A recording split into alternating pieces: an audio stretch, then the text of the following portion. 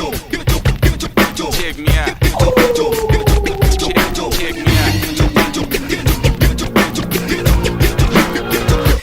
At the starting of the week at Summit Talk Show.